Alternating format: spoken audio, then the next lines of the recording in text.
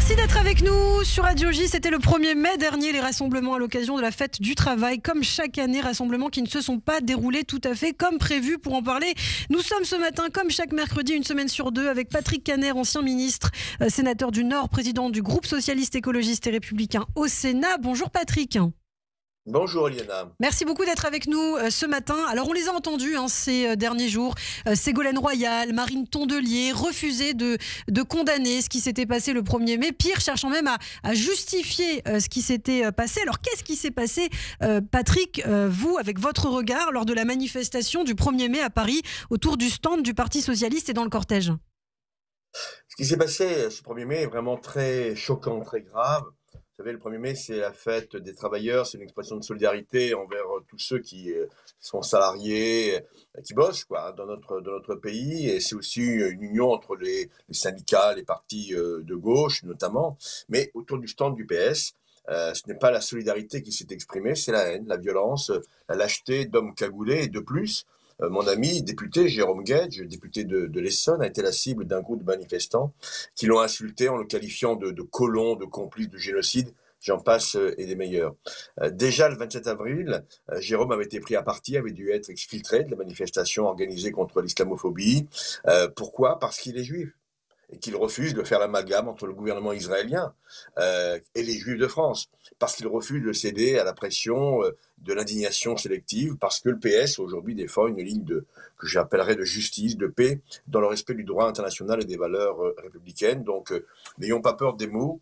Ces attaques visaient notamment cette gauche universaliste, attachée à la laïcité, au refus de l'essentialisation et à la lutte contre toutes les formes de racisme. Et certains utilisent donc la cause palestinienne comme paravent pour diffuser ce discours de haine. Alors est-ce que, comme beaucoup, Patrick, vous accusez LFI, la France Insoumise, et son leader, Jean-Luc Mélenchon, de porter cet antisémitisme? Ce que nous disons, c'est que Jean-Luc Mélenchon a une responsabilité immense dans la libération d'une parole antisémite à gauche.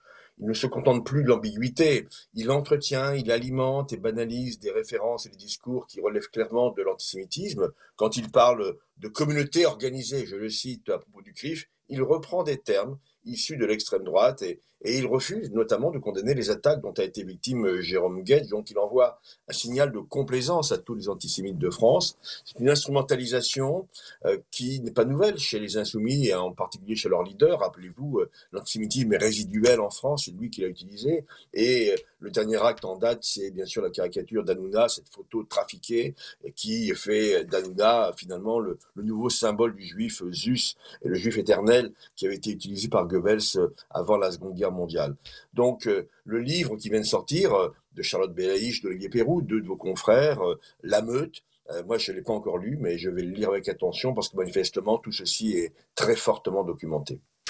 Alors, est-ce que cela veut dire désormais qu'il n'y a plus d'union à gauche, qu'il y a vraiment deux camps désormais à gauche, le camp des modérés et ceux qui sont plutôt alliés à LFI, à la France Insoumise?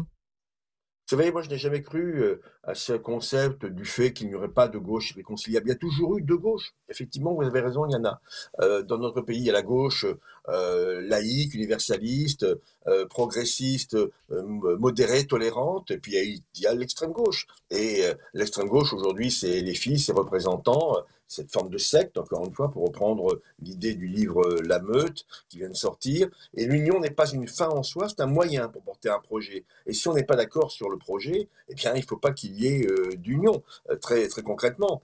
Moi, je veux une gauche, encore une fois républicaine, qui lutte contre toutes les formes de racisme, et en particulier l'antisémitisme dans notre pays.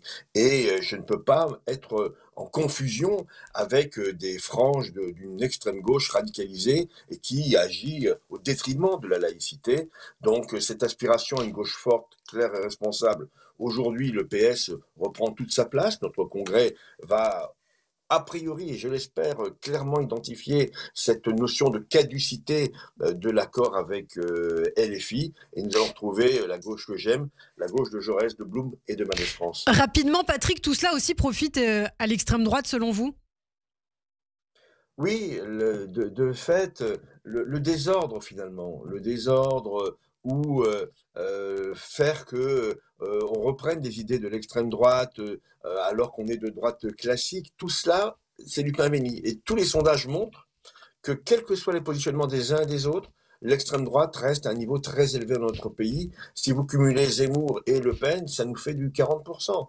Donc, est-ce qu'on accepte cette situation? La réponse est non. Et le seul moyen de lutter contre cette évolution de l'extrême droite, c'est une gauche puissante et une gauche de responsabilité. Eh bien, merci beaucoup, Patrick Caner. Merci d'avoir été avec nous ce matin sur Radio J. On vous retrouve régulièrement et bien sûr sur notre chaîne YouTube et en podcast sur radioj.fr. À très bientôt.